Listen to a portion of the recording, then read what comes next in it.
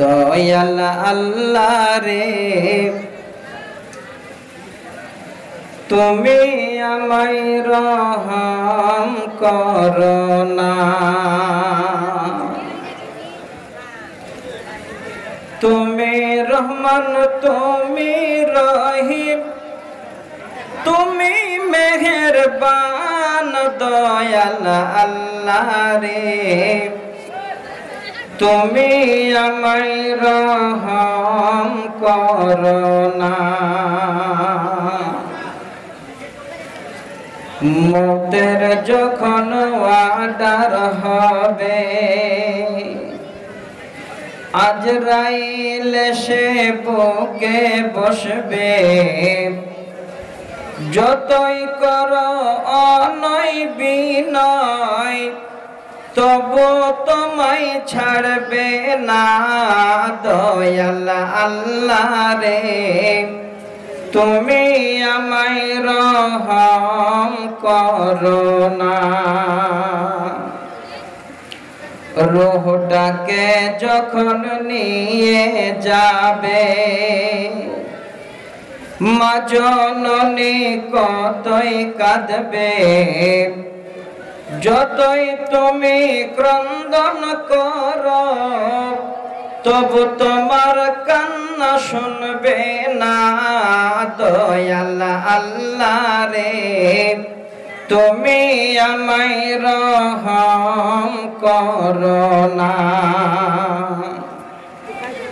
লাশটাকে যখন গোসল দিবে তখন তাকে কতই লাগবে, বুক ফুটবে মুখ ফুটবে না দয়াল রে তুমি আমায় রহম করো না। তুমি রহমান তুমি রহিম তুমি মেহেরবান দয়াল আল্লাহ রে তুমি আমায় রহম করো না। জানাজার খাট যখন নিয়ে যাবে তখন সে কেঁদে বলবে আমায় নিয়ে যাচ্ছ কোথায়, একটু আমায় বলো না দয়াল আল্লাহ রে তুমি আমায় রহম করো না।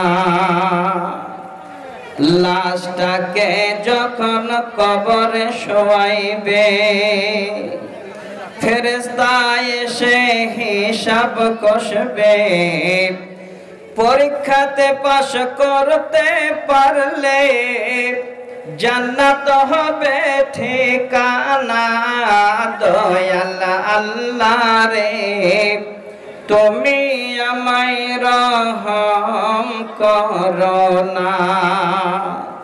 তুমি রহমান তুমি রহিম তুমি মেহেরবান দয়াল আল্লাহ রে তুমি আমায় রহম করো না।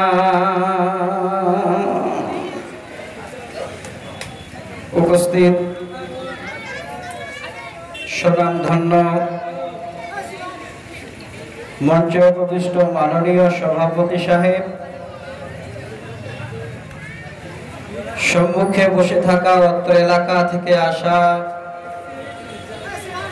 আমার সকল স্নেহভাজন ও শ্রদ্ধাভাজন শ্রোতা মণ্ডলী, পর্দার আড়ালে বসে থাকা পর্দা নাসিনা অবলা সরলা মা খালা বোন ও বনান্যেরা, সর্বাগ্রে সে রাব্বুল আলামিনের দরবারে শুকরিয়া জানাই জিনার আদেশে পূর্ব গগনে সূর্য উদিত হয় এবং পশ্চিম গগনে অস্ত যায়,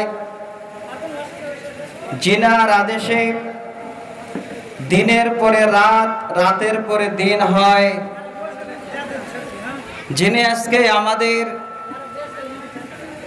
এই রকমের একটা বৃষ্টির মধ্যে তেনার কোরআন এবং সহিহ সুন্নাহ শোনার উদ্দেশ্যে সকলকে একত্রিত করে কোরআন এবং সুন্নাহর আলোকে আলোকিত করার উদ্দেশ্যে আমাদের সুষ্ঠু পরিবেশে বসিয়ে রেখেছেন।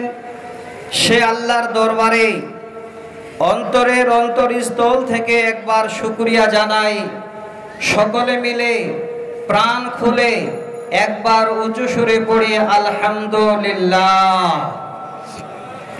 শতকোটি দরুদ সালাম অবতীর্ণ হোক নবী কুলের শিরোমণি মা আমিনার দুলাল, এতিমের সাথী, গরিবের বন্ধু জনাবে মুহাম্মদ রাসূলুল্লাহ সাল্লাল্লাহু আলাইহি ওয়াসাল্লামের উপর অগণন শান্তির ধারা বর্ষিত হোক। আল্লাহুম্মা সাল্লি আলাইহি আল্লাহুম্মা বারিক আলাইহি। ব্রাদার ইন ইসলাম, দীর্ঘদিন ধরে আপনারা ইস্তাহার ছেপে সকলের কানে এই আওয়াজটা পৌঁছে আছে যে আমরা জুলাই মাসের দিবাগত রাতে 30 তারিখে আমরা একটা জালসার আয়োজন করেছি। সকলে আপনারা অবগত আছেন, যদি ওই জায়গাটা আমার জন্য একদম নতুন। আপনাদের এলাকায় আশেপাশে আমি এসেছি, আমার প্রাণ ভরা যিনি বন্ধু ছিলেন, যার সঙ্গে প্রায় মোটামুটি ধরুন 15 বছর ধরে একসঙ্গে উঠা বসা ছিল, এই রমজান মাস আসার 2 দিন আগে চিরজনমের মতো উনি বিদায় নিয়ে গেছেন। আশা করি আপনাদের মধ্যে কেউ চেনেন। তিনি হলেন আমার মরহুম, আমার বন্ধু কারি মাওলানা মুবাশশির হোসেন সাহেব। জানেন আপনারা, যেদিন শুনলাম যে উনি দুনিয়া ছেড়ে চলে গেলেন, প্রায় মোটামুটি 10 দিন ধরে আমার চোখের পানি বন্ধ হয়নি। এত ঘনিষ্ঠ সম্পর্ক আমাদের মধ্যে ছিল। বাড়িতে আমাকে বলে আল্লাহ পাক রাব্বুল আলামিন পৃথিবীর বুকে সকলকে পাঠিয়েছেন, আবার তিনার কাছে সকলকে চলে যেতে হবে। ওনার সময় শেষ, উনি চলে গেছেন, আপনি এত কাঁদছেন বা চিন্তা করছেন কেন? মানে এখনো বিশ্বাস হয় না যে তিনি আমাদের কাছ থেকে চলে গেছেন। শ্রোতামণ্ডলী, আমি আপনাদের কাছে সুন্দর একটা টপিক বা একটা বিষয়ের উপরে আলোচনা করব বলে আপনাদের ইমাম সাহেব আমাকে অনেক আগে ইঙ্গিত উনি করে রেখেছিলেন। মনের একটা উদ্দেশ্য আমার আছে যে আপনাদের সামনে যেইটুকু সময় আমি দেব, প্রত্যেকটা কথার মাধ্যমে সময়টা যেন আপনাদের কাছে খুব চূড়ান্ত বলে গণ্য হয়। কোরআন এবং সহিহ সুন্নাহর আলোকে দলিল সহকারে আপনাদের কাছে আমি আলোচনা করব ইনশাআল্লাহ। ওয়ামা তৌফিকি ইল্লা বিল্লাহ। শ্রোতামণ্ডলী, আজকে আপনাদের এই জায়গা সত্যিতেই একটা জান্নাতের জায়গার মতো জায়গা। এত সুন্দর আল্লাহর ঘর, এত সুন্দর আপনাদের সেই ঘরের বা এই এলাকার পরিবেশ। যখন থেকে আমি এসেছি তখন থেকে আলহামদুলিল্লাহ এই জায়গা বা এই পরিবেশটাকে আমার মনটাকে কেড়েছে। আপনাদের সামনে বক্তব্যের প্রারম্ভে আমি আর 1 মিনিট আপনাদের কাছে নষ্ট করছি। আপনারা হয়তো আমাকে নতুন দেখছেন, কিন্তু আমার গ্রামটাকে প্রায় মানুষ এলাকার চেনেন। আপনারা নাম শুনেছেন বেলপুকুর আলামিন মিশন, নাম শুনেছেন তো? এলাকার অনেক ছেলেও কিন্তু আছে। ওই গ্রামেই আমার বাড়ি। এই এলাকার প্রচুর ছেলে আছে, আর যেগুলো আস্তে আস্তে আমাকে এক দুজন ফোনও করেছে। তো আলহামদুলিল্লাহ, আমি আপনাদের কাছে অনুরোধ করব, আমরা এমন খুব বেশি দূরের মানুষ নই। আপনাদের ডিস্ট্রিক্ট মালদা, আমাদের ডিস্ট্রিক্ট হলো দক্ষিণ দিনাজপুর, মাঝে কোনো রকমের আর এই রকমের ডিস্ট্রিক্ট নেই, একদম পাশাপাশি দুটো জেলায়। তো আমি অনুরোধ করব আপনাদের কাছে, আল্লাহ পাক রাব্বুল আলামিন দীর্ঘদিন পরে এত বড় একটা সারা পৃথিবীর বুকে মানুষের মনে একটা এই রকমের ভয় আল্লাহ দিয়েছেন, যেই ভয়ে মানুষের এখনো দূর হচ্ছে না। আল্লাহ নিশ্চিত জেনে রাখেন, এটা আমাদের পরীক্ষা নিচ্ছে। একটু কমপক্ষে ইমানটা মজবুত করুন। ইমান যদি মজবুত থাকে, আল্লাহ পাক রাব্বুল আলামিন অবশ্যই এর বিনিময়ে তিনার জগতে আমাদের যতদিন রাখবেন, ইনশাআল্লাহ সকলে আমরা ভালো থাকব। কিন্তু ইমানের মধ্যে আপনারা কোনো রকমের জন্য পোকা লাগাবার চিন্তা ভাবনা করবেন না। শ্রোতা মণ্ডলী, আমি আপনাদের কাছে একটি আয়াত পড়েছি, একদম 30 পারার সূরা আল বুরুজ নামে একটি সূরা আছে। সেই সূরা বুরুজের 11 নম্বর আয়াত, এবং সহিহ বুখারীর একটা হাদিস আপনাদের কাছে আমি উল্লেখ করেছি। হাদিস যেই সামনে আপনাদের আমি আলোচনা তুলে দেব, হাদিসের রাবি হযরত আবু হুরায়রা রাদিয়াল্লাহু তাআলা আনহু, হাদিস নাম্বার 5371। এই হাদিস কোরআন এক অপরের সঙ্গে মুনাসিবাত রেখে আমি আপনাদের সামনে ইনশাআল্লাহ আমার বক্তব্যের বিষয়টাকে আস্তে আস্তে আগিয়ে নিয়ে যাব। তার পূর্বে একটা হাদিস শোনাচ্ছি, নারী পুরুষ নির্বিশেষে খুব মনোযোগ সহকারে নেবেন। সহিহ বুখারীর হাদিস, হাদিসের রাবি হযরতে সাল ইবনে সাআদ রাদিয়াল্লাহু তাআলা আনহু, তিনি বর্ণনা দিচ্ছেন, আল্লাহ রাসূল বলছেন, হে আমার উম্মত, যদি তোমরা এই জগতে দুটো জিনিসের পরিপূর্ণ জিম্মা নিতে পারো, আমি নবী তোমাদের জন্য আল্লাহর জান্নাত যাবার জিম্মা নেব, আল্লাহর জান্নাতের জিম্মা নেব। স্বয়ং আল্লাহ রাসূল এই জবানে আমাদের জন্য কথাটা বলেছে। তাহলে এই রকমের দুটো জিনিস কি, কত মূল্যবান, আর এই দুটো জিনিস আমাদের কোথায় পৌঁছায় দে। এবার আপনাদের কাছে আমার বক্তব্য শুরু করছি, এবং প্রথমে সহিহ বুখারীর হাদিসের এই শব্দ দুটো আপনাদের সামনে বলছি। আমার মা বোনেরা উভয় আপনারা খুব কর্ণপাত করে কথা দুটো শুনবে। আল্লাহ রাসূল বলছে, আল্লাহর নবী বলেন, মাইয়াজমাল্লি মা বাইনা লাহইয়াইহি ওয়া মা বাইনা রিজলাইহি আজমাল্লাহুল জান্নাতা। আল্লাহর নবী বলেন, ওরে আমার উম্মত, যদি তোমরা এই দুটো জিনিসের জিম্মা নিতে পারো, এই দুটো জিনিসের পরিপূর্ণ যদি তোমরা দায়িত্ব নিতে পারো, আমি নবী তোমাদের জন্য আল্লাহর জান্নাতের জিম্মা নেব। একদম ছোট, কত ছোট জিনিস। প্রথম নম্বর সেই জিনিসটার কথা বলছি। নবীজি বলেন, মাইয়াজমাল্লি মা বাইনা লাহইয়াইহি। লাহিয়া কাকে বলা হয়? ভাইরা আমার, আল্লাহ যে মানুষ সৃষ্টি করেছেন, এমন সুন্দর করে মানুষের আকৃতি দিয়েছেন। একবার লক্ষ্য করেন, আল্লাহ পাক আমাদের সুন্দর মুখমণ্ডল তৈরি করেছেন। আমাদের মুখের উপরে এবং নিচে সুন্দর করে দুইটা ঠোঁট আল্লাহ বানিয়েছেন। যদি আপনারা নিজের চেহারাটা একবার আরসিতে বা আয়নাতে দেখেন বুঝতে পারবেন।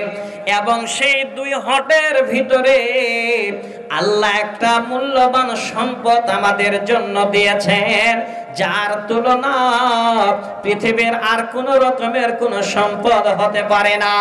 যেই সম্পদের কথা স্বয়ং নবী মুহাম্মদ রাসূলুল্লাহ সাল্লাল্লাহু আলাইহি ওয়াসাল্লাম বললেন, ওরে আমার উম্মত, মাইয়াজমাল্লি মা বাইনা লাহিয়াইহি, তোমরা যদি তোমাদের দুই হটের মাঝে একটা মূল্যবান সম্পদ যার নাম হলো জিভ, যেই জিভের দ্বারাই পৃথিবীর সমস্ত স্বাদ আস্বাদন করা যায়, যে জিভের দ্বারায় নিজের ছেলেকে সুন্দর করে ডাক দেওয়া যায়, যে জিভের দ্বারায় নিজের মা বাবাকে মা বাবা বলে ডাক দেওয়া যায়, যে জিভের দ্বারায় সুন্দর করে স্ত্রীদের সঙ্গে প্রেম বিনিময় করা হয়, কথোপকথন করা হয়, যে জিভের দ্বারায় মহান আল্লাহকে রাজি করা যায়।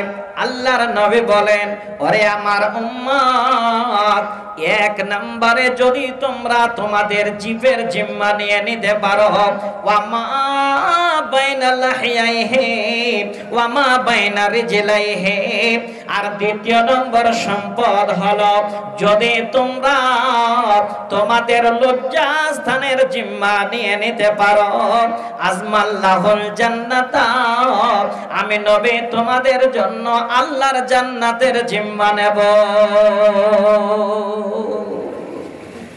একদম ছোট দুটো কথা বললাম, একটা হলো জিভ আর একটা হলো লজ্জাস্থান। সহিহ বুখারীর হাদিস, দীর্ঘদিন ধরে আপনারা আয়োজন করেছেন এই জালসার, শোনার পরে আমরা কথাগুলো যেন ঠিকভাবে আমাদের হৃদয়ে জায়গা দিয়ে আমরা যদি আমলে পরিণত করতে পারি, এর বিনিময়ে আল্লাহ আমাদের কি দেবেন। আর যদি শোনার পরে এই কথাগুলোকে আমরা ভুলে যাই, এখান থেকে বেরিয়ে গিয়ে যদি কথাগুলোকে আমরা একবার চাপা দিয়ে দিই, তাহলে আমাদের পরকালে বিনিময় কি হবে। আমি আপনাদের একটা কালে হাদিস শোনাবো।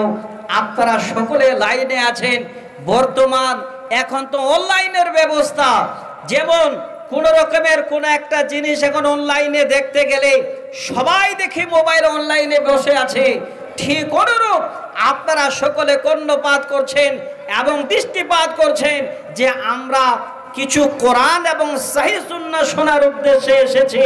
আমি একটা হাদিস আপনাদের কাছে আগে উল্লেখ করি। শ্রোতা মণ্ডলী, আমি আরেকটা ছোট কথা আপনাদের কাছে জানি। আচ্ছা, এই ছাতাটা যে দিয়েছে ওইদিকে লোকজন আছে কিনা দেখতে পাওয়া যায় না, তো এইটা কি আর একটু উঁচা করা যাবে না? এইদিকে কেউ আছে কিনা বুঝতে পারা যায়? ও মানে একটু উঁচু করে দেওয়া যায় না? না, আচ্ছা ঠিক আছে। মানে এই সাইডটা দেখা যাচ্ছে, এই সাইডটা দেখা যাচ্ছে না, তো সামনে কয়েকজন দেখতে পাচ্ছি। যাক, ঠিক আছে। তো ভাইরা আমার, আমি যে কথাটা আপনাদের কাছে বলতে চাচ্ছি, বেশিরভাগ জায়গায় এই কথাটা আমি একটু বলি, আপনাদের এই জায়গায় কতটুকু সাড়া পাই এটাও কিন্তু আগে শুনতে চাচ্ছি। বর্তমান পরিস্থিতিতে আল্লাহ পাক রব্বুল আলামিন আমাদের যথেষ্ট জ্ঞান দিয়েছেন, বুঝার শক্তি দিয়েছেন, এবং আমরা এখন খাস করে শিক্ষার দিকটা অনেক আমরা আগে বেড়ে গেছি আলহামদুলিল্লাহ।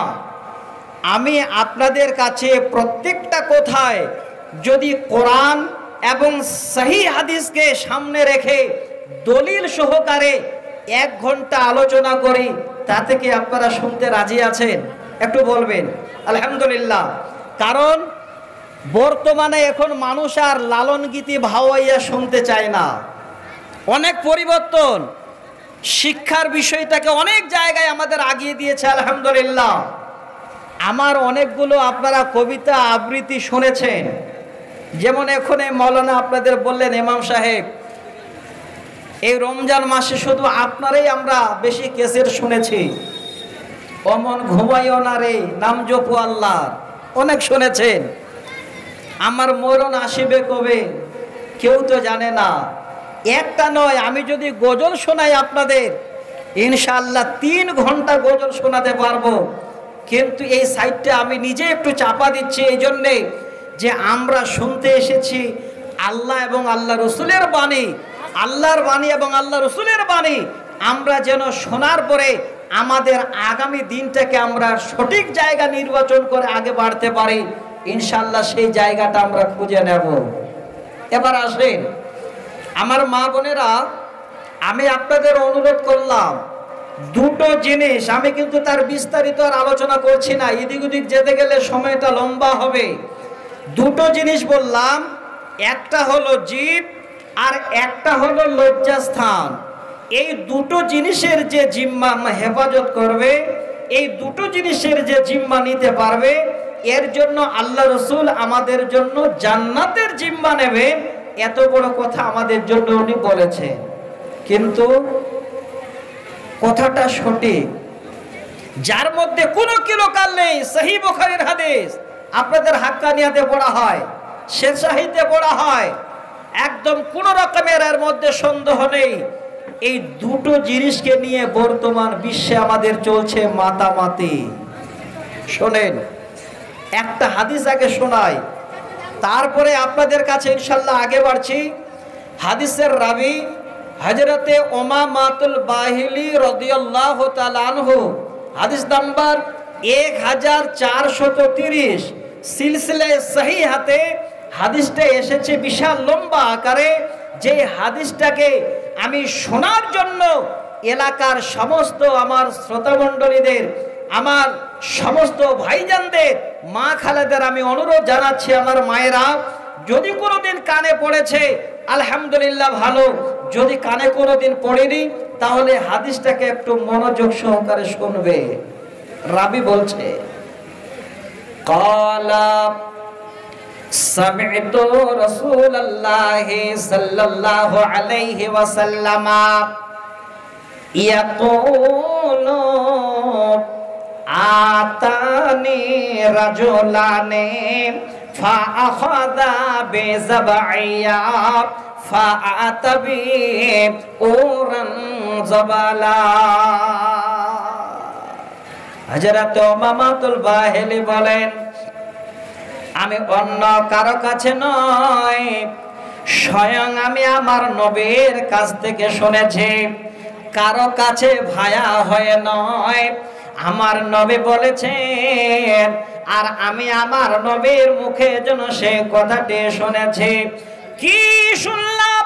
আল্লাহর নবী বলেন, ইয়াকুলু আতানি রাজুলানে ফাআখাযা বিযাবইয়া ফাআতা বিযাবালান উরা। হযরতে উমামাতুল বাহিলি বলেন, আল্লাহর নবী বলছেন, ওরে উমামাতুল বাহিলি, আমার কাছে দুইজন লোক এসে হাজির হলো, আর আমার দুই দিকে 2 হাত ধরে নিল। ফাআতায়া বিযাবালান উরা, আমাকে ধরে নিয়ে এবার বলেন, নবী গো আপনি চলুন, আমাদের সঙ্গে চলুন। ওই যে দেখতে পান বিশাল একটা উঁচু পাহাড়, সেই পাহাড়ে আমাদের সঙ্গে আপনি চলুন। আরেকবার যুবক ভাইরা খুব ভালো করে নেবেন, এই জবান আর লজ্জাস্থান আমি কেন আলোচনা করছি। লোক দুটো যে আসলো, একটা হলো মালদা ডিস্ট্রিক্টের, একটা আমাদের দক্ষিণ দিনাজপুরের, তাই তো মনে হয় নাকি ভাই? না, তারা কে? ডান দিকে হাত নবীর ধরলেন আল্লাহর ফেরেশতা জিবরাইল, বাম দিকের হাত ধরলেন মিকাইল। 2 জন ফেরেশতা আল্লাহর নবীকে ধরে এবার নিয়ে গেলেন বিশাল একটা উঁচু পাহাড়ের কাছে। নবীকে বলেন, নবী গো এই পাহাড়ে এবার আপনি উঠুন। নবীজি বলেন, ইন্নী লা উতিকুহু, হে আমার বন্ধুবর, এই পাহাড়ে ওঠা আমার জন্য সম্ভব হবে না। বিশাল উঁচু পাহাড়, এই পাহাড়ে আমি কেমন করে উঠবো? ওঠা সম্ভব হবে না। দুইজন বন্ধু নবীর ডানে বামে দাঁড়িয়ে আছেন। নবীকে বলেন, নবী গো, ক্বালা ইন্না সানুসাহিলহু লাক। ওগো নবী, উঠার জন্য আপনাকে কোনো চিন্তা করতে হবে না।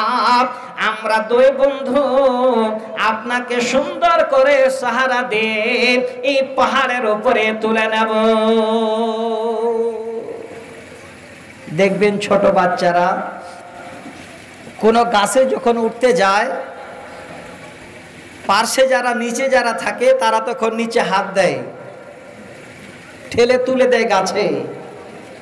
আল্লাহ রাসূলকে বলছেন, নবী গো, ইন্না সানুসাহিলুহু লাক, আপনি উঠার জন্য তৈরি হন, আমরা সাহারা দেব, আপনার উঠতে কষ্ট হবে না।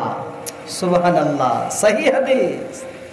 নবীজি বলেন, এবার ওই অবস্থায় আমি যেন উঠতে চেষ্টা শুরু করলাম, আমার দুই বন্ধু আমাকে এমন করে সাহারা দিলেন। কিছুক্ষণ পরে আমরা পাহাড়ের উপরে, পাহাড়ের চূড়ায় উঠে গেলাম। কোনো শক্তি লাগবে না।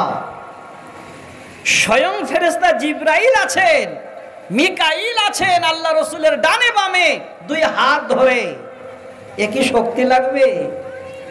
আল্লাহর কোরআন খুলেন, সূরা বনী ইসরাঈল 15 পারায় 1 নম্বর আয়াত, সুবহানাল্লাযী আসরা বিআবদিহি লাইলাম মিনাল মসজিদিল হারামি ইলাল মসজিদিল আকসা। আল্লাহ বলেন, আমি রাতোরাত আমার নবীকে মসজিদে হারাম থেকে মসজিদ আকসা পর্যন্ত ভ্রমণ করালাম। ওই ভ্রমণের সঙ্গী ছিলেন আল্লাহর নবীর সাথে, যিনি ডান হাত ধরে আছেন আল্লাহর ফেরেশতা জিবরাইল। উনি আছেন নবীর সঙ্গে, পাহাড়ে উঠালেন। এবার সেখানে 3 বন্ধু মিলে উঠে, নতুন বছরের এবার ডিজে আর ডেক নিয়ে আনন্দ করে সব বন্ধু মিলে এবার গাড়ি করে কি ঘুরতে গেছে ওইভাবে আনন্দ করছে বন্ধু? না। যুবক ভাইরা আমার, আজকের দিনটা সময় পেয়েছেন, একটু কর্ণপাত করে রাখবেন। নবীজি বলেন, 3 বন্ধু যখন উঠে গেলাম, হাত্তা ইযা কুনতু ওয়াসা আল জাবাল, এবার ওই পাহাড়ের চূড়ায় আমাকে 2 বন্ধু সাথী করে নিয়ে হাঁটাতে শুরু করলেন। যেতে যেতে যেতে যেতে আনাবে আসওয়াতিন শাদীদাতিন, আল্লাহর নবী বলেন, হঠাৎ করে একটা ভয়ঙ্কর আওয়াজ আমি শুনতে পেলাম। যে আওয়াজ শুনে এক পা আমি আর আগে বাড়লাম না, আমি সঙ্গে দাঁড়িয়ে গেলাম। জিজ্ঞাসা করলাম, ও আমার বন্ধুবর, ক্বালা মা হাযিহিল আসওয়াত, এত ভয়ঙ্কর আওয়াজটা আমি কিসের শুনতে পেলাম? এই আওয়াজ এত ভয়ঙ্কর মনে হলো, সামনে মনে হয় পাহাড় আর পাহাড় হয়ে নাই, পাহাড় হয়ে তো চূর্ণ বিচূর্ণ হয়ে গেছে। এত বড় আওয়াজটা আমি কিসের শুনতে পেলাম? আল্লাহর নবী জানতে চাইলেন আওয়াজটি কিসের। আল্লাহর নবী যখনই সে কথাটা প্রশ্ন করেছেন, নবীকে বলেন, নবী গো, আপনি জানতে চাইলেন সে আওয়াজটা কিসের? শোনেন গো নবী, এই জন্য আপনাকে নিয়ে আসা হলো। এই আওয়াজটা হলো আওয়া ও আহলিন নার, এই আওয়াজটা হলো ভয়ঙ্কর জাহান্নামের আওয়াজ। নবীজি জাহান্নামের ভিতরে আল্লাহর বান্দাদের ভয়ঙ্কর যেন শাস্তি দেওয়া হবে, এই কারণে আল্লাহর জাহান্নামের জন্য এই রকমের ভীষণ আওয়াজ করছে।